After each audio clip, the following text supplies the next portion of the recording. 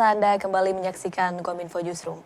Pemirsa, industri farmasi di tanah air semakin meningkatkan kemampuan dan kapasitas produksi vaksin dalam negeri.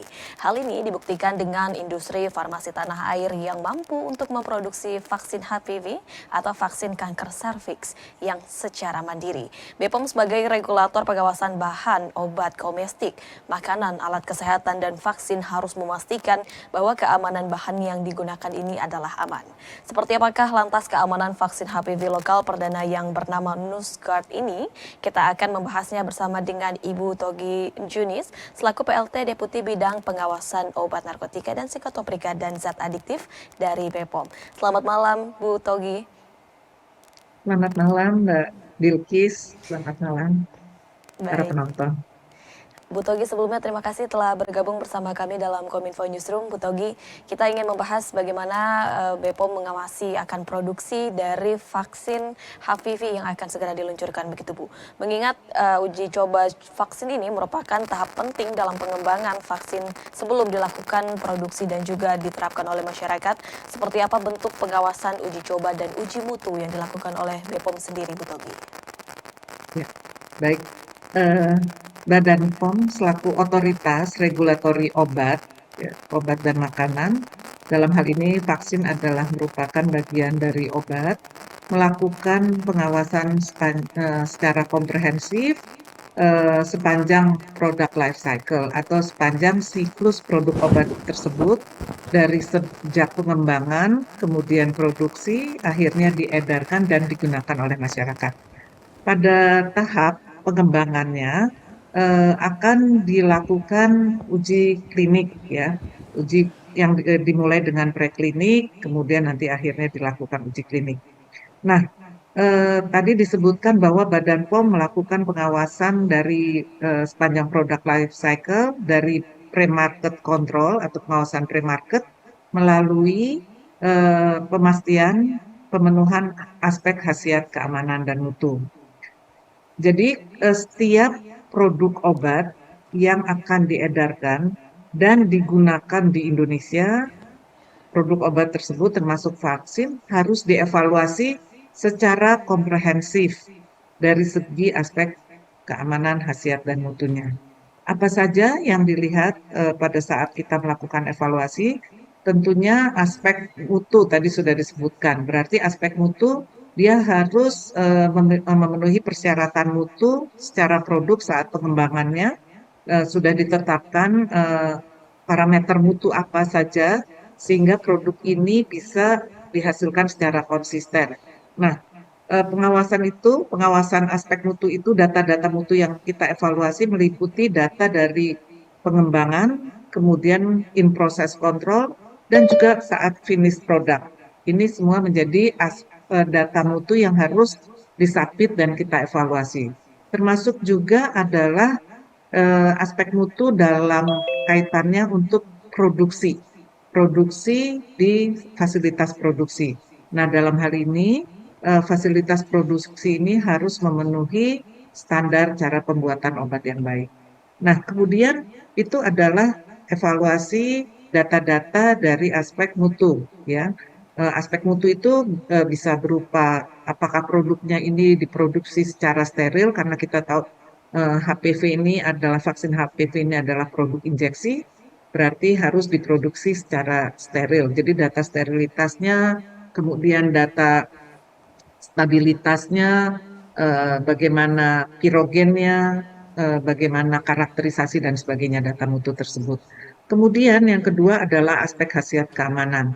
Aspek khasiat keamanan itu kita peroleh dari data-data, baik itu merupakan data uji praklinik pada hewan, ya, untuk memastikan bahwa produk ini, jadi sebelum diuji dilakukan pada manusia, dilakukan dulu pada hewan untuk memastikan keamanan dan juga untuk membuktikan proof of concept, ya.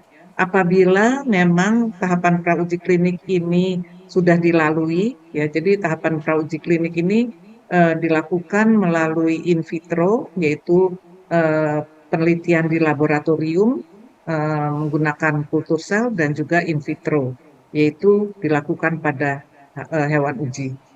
hasil uji praklinik tersebut digunakan sebagai acuan dasar apakah produk dapat dilanjutkan untuk dilakukan uji klinik pada manusia.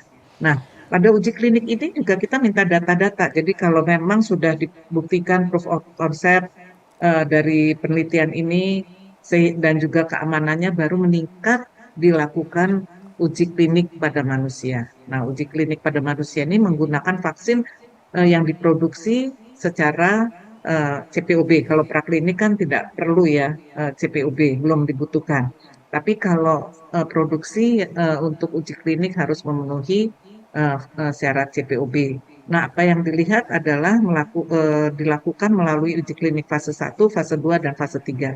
Fase 1 untuk mengetahui keamanan dan juga untuk memastikan bahwa sudah ada respons imun atau khasiatnya dan kemudian dilanjutkan kalau memang sudah memenuhi persyaratan itu keamanan kita juga melakukan uji untuk uji klinik fase 2 yaitu melihat keamanan dan eksplorasi respons imun atau khasiat pada manusia serta menetapkan kisaran dosis yang akan digunakan pada uji klinik tahap berikutnya, yaitu uji klinik fase 3. Nah, uji klinik fase 3 ini adalah menggunakan biasanya dilakukan pada subjek yang lebih banyak jumlahnya. Jadi sudah dipastikan ada manfaatnya, dipastikan bahwa produk ini aman, baru ini kita melakukan uji klinik fase 3 untuk membuktikan bahwa memang eh, produk ini, vaksin ini memenuhi aspek keamanan, jadi bisa ditoleransi keamanannya dan memiliki khasiat sesuai dengan indikasi yang di mana produk vaksin ini akan digunakan. Misalnya untuk vaksin HPV ini kan indikasinya adalah untuk pencegahan kanker serviks. Nah, itu semua harus dibuktikan melalui tahapan-tahapan tersebut ya. Jadi dari pengembangan uji praklinik maupun uji klinik fase 1, 2, dan 3. Nah, Baik, di terkait samping itu dengan uji coba tersebut berarti dapat disimpulkan melalui tahapan baik dari pengembangan maupun secara dari produksinya begitu ya Bu. Dan sebelum betul. diberikan kepada masyarakat, ini harus melewati fase 3 fase begitu, mulai dari fase keamanan, apakah memang itu sudah merespon imun, kemudian juga untuk terus mengeksplorasi dari keamanan tersebut dan khasiat pada manusia, kemudian juga vaksin ketiga ini baru dapat digunakan oleh manusia tersebut sendiri begitu ya Bu Togi. Kemudian Bu Togi, jika memang sebelumnya vaksin COVID-19 ini juga sempat menjadi kekhawatiran bagi masyarakat begitu. Lantas bagaimana dengan vaksin HPV ini Bu Togi? Efek apa yang akan terjadi apabila nanti masyarakat sudah menerima vaksin ini dan berapa batasan usia pasien ataupun masyarakat yang bisa menerima vaksin ini Bu Togi? Ya, jadi setiap produk yang akan diedarkan dan digunakan oleh eh, masyarakat tentunya tadi sudah disebutkan harus melalui tahap evaluasi ya. Nah, tahap evaluasi ini kalau tadi dikatakan selama pandemi masyarakat khawatir akan keamanannya ya. Nah, untuk vaksin-vaksin COVID-19. Nah, dalam hal ini Badan POM bertugas ya memastikan bahwa produk vaksin ini sudah memenuhi standar keamanan. Jadi secara keamanan, efek sampingnya dapat ditoleransi. Nah, sebagaimana diketahui bahwa vaksin HPV ini memang selama ini dari hasil evaluasi kami eh, bisa dipenuhi untuk toleransinya. Karena apa? Misalnya reaksi yang ditimbulkan, reaksi lokal biasanya adalah reaksi yang ringan, berupa nyeri pada tempat suntikan, kemudian memang ada merah dan ada pembekakan. Itu yang kita ketahui ya. Dan efek sistemiknya apa? Ya seperti sakit kepala. Namun efek samping yang kita identifikasi dari hasil evaluasi untuk vaksin HPV ini dilaporkan umumnya memiliki intensitas keparahan yang ringan hingga sedang. Jadi dalam hal ini kesimpulannya sebenarnya eh, efek sampingnya itu sangat ringan. Ya. Tadi antara lain dibilang nyeri, kemerahan, itu biasanya memang biasa terjadi.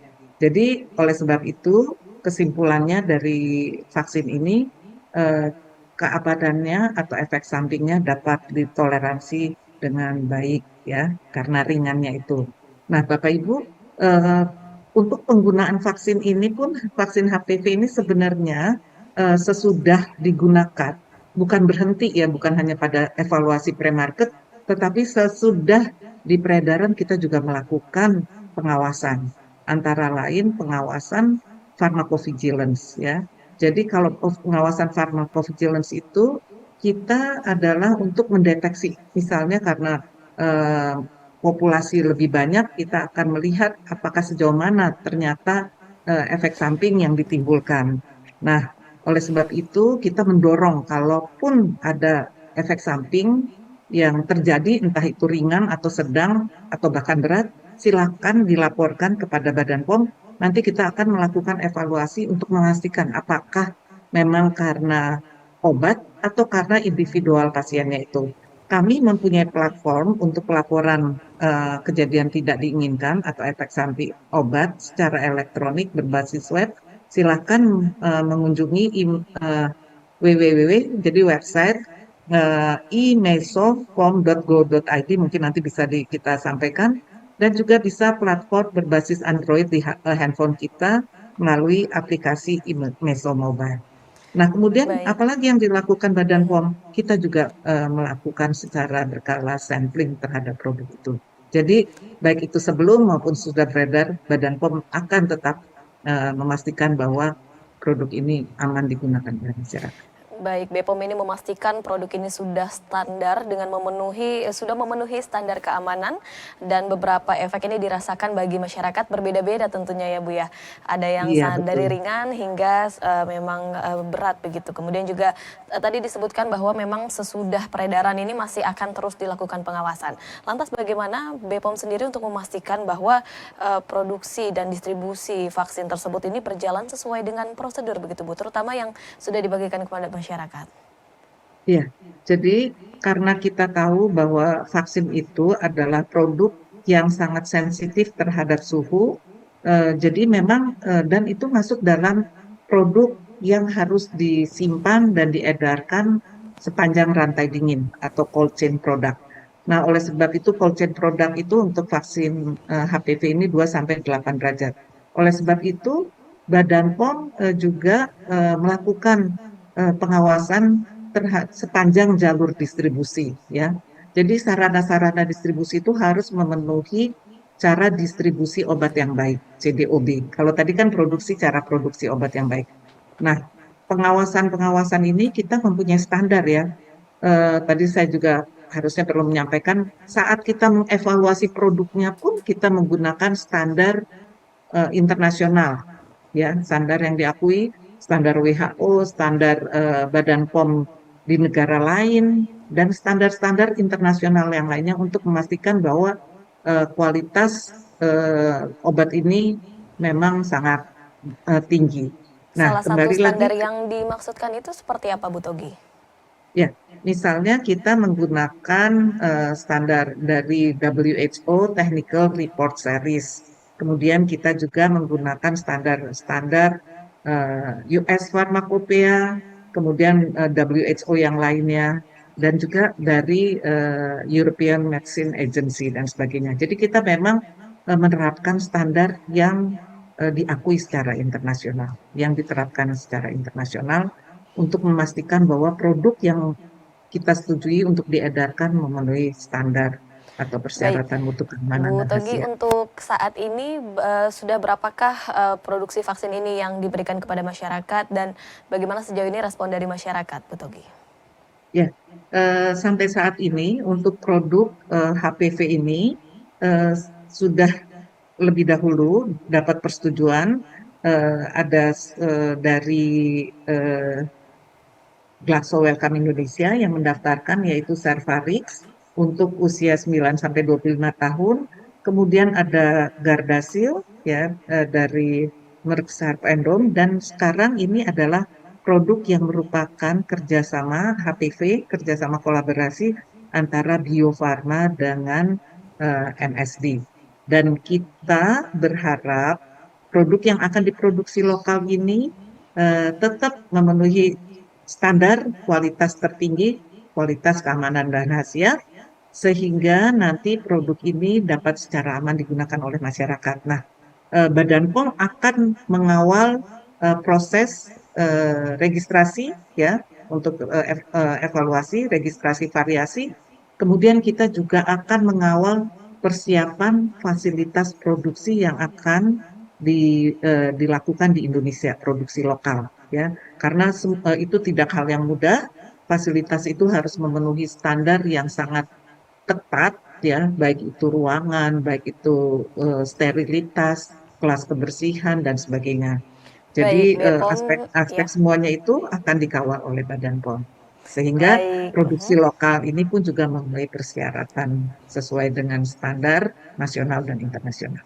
Baik Terima Bu Togi, kasih. ini Bepom terus mengawal fasilitas dari produksi, distribusi dan juga yang akan dilakukan begitu ya Bu. Kemudian juga berharap bahwa memang produksi vaksin lokal ini dapat memenuhi standar keamanan internasional sehingga dapat secara aman pula digunakan oleh masyarakat dengan tujuan kesehatan yang baik begitu Bu Togi. Terima kasih banyak Bu Togi telah bergabung bersama kami dalam Kominfo Newsroom malam ini Bu Togi. Salam sehat selalu Ibu, selamat malam. Salam sehat, terima kasih. Selamat malam, Bu. Selamat malam, Mbak. Selamat malam, penonton. Dan pemirsa, kami akan kembali dengan beragam informasi lainnya. Tetaplah bersama kami dalam Kominfo Newsroom.